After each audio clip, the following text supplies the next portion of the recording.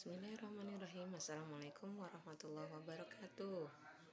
Perkenalkan, saya Nur Hayati dengan nomor induk mahasiswa 202470840602. Dalam kesempatan ini saya akan memaparkan tugas membuat video pada mata kuliah Manajemen Sistem Informasi Pendidikan pada prodi S2 Administrasi Pendidikan Universitas Muhammadiyah Pringsewu Lampung, semester 1 kelas C dengan dosen pembimbing Dr. Arman MPD. Bisnis proses organisasi pendidikan.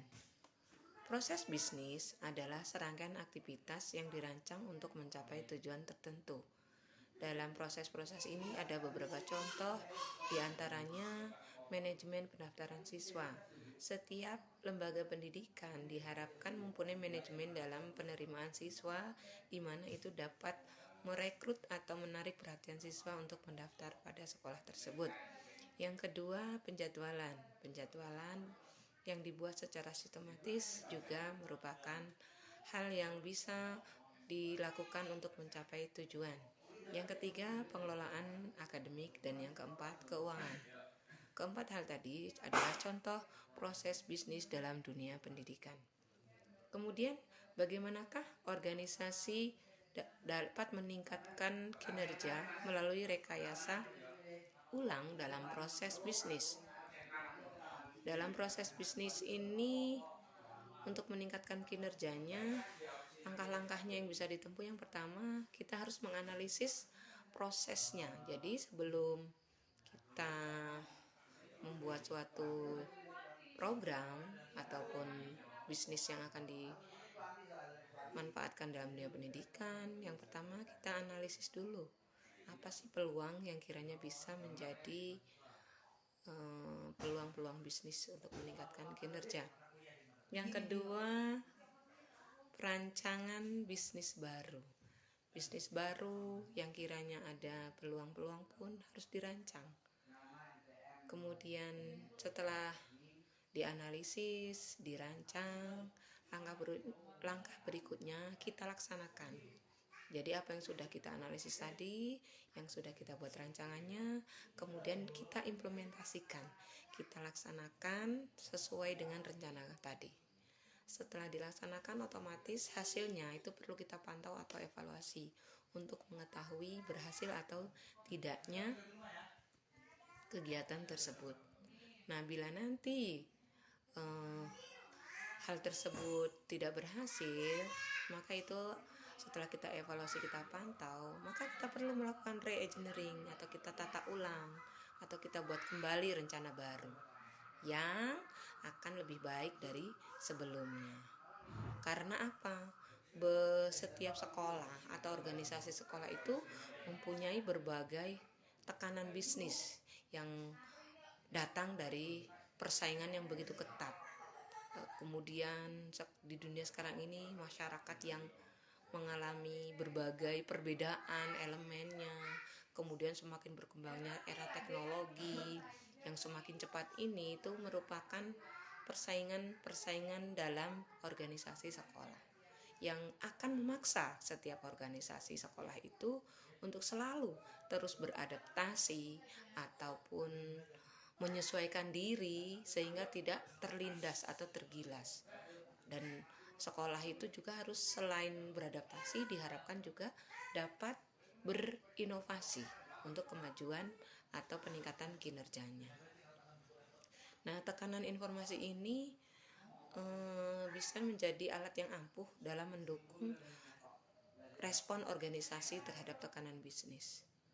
Nah, bagaimana sih cara sekolah untuk mencapai memiliki keunggulan kompetitif dalam penerapan sistem informasi? Nah, strategi dalam hal ini menurut Porter itu menyampaikan bahwa ada 5 kekuatan untuk menunjukkan bagaimana organisasi ini dapat menggunakan TI atau teknologi informasi untuk menghadapi tekanan yang semakin ketat dari semua pesaing-pesaing itu, juga dari kekuatan daya beli dan pemasok pasarnya. Dalam dunia pendidikan, strategi keunggulan kompetitif dapat diterapkan untuk meningkatkan daya saing sekolah atau lembaga pendidikan, yang dimana tujuannya bisa menarik minat para siswa ataupun mempertahankan siswa agar tidak menengok sekolah lain, agar tetap bertahan atau tetap stay di organisasi sekolah kita. Dengan langkah yang bisa ditempuhnya untuk persaingan yang kompetitif ini, seperti sekolah itu atau organisasi dengan pengelolaan biaya, di mana dimaksud di sini bagaimana sih setiap organisasi sekolah itu memanage biaya yang tidak terlalu tinggi dengan maksud untuk menarik minat para siswa. Tapi walaupun biaya ditekan serendah mungkin, tapi usahanya ditingkatkan juga dengan kualitasnya. Dengan cara kita memiliki pendidikan yang beda, pembelajaran yang berbeda dari sekolah lain.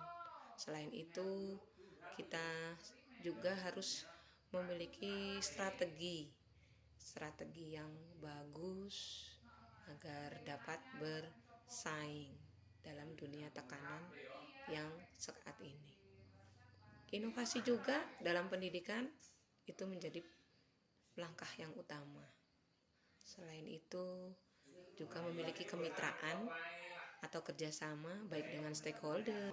Dari penjelasan yang sudah saya sampaikan tadi, maka dapat kita tarik kesimpulan bahwa strategi keunggulan kompetitif dalam dunia pendidikan memungkinkan institusi atau lembaga yang lebih responsif terhadap berbagai kebutuhan siswa dan tren pendidikan yang berkembang.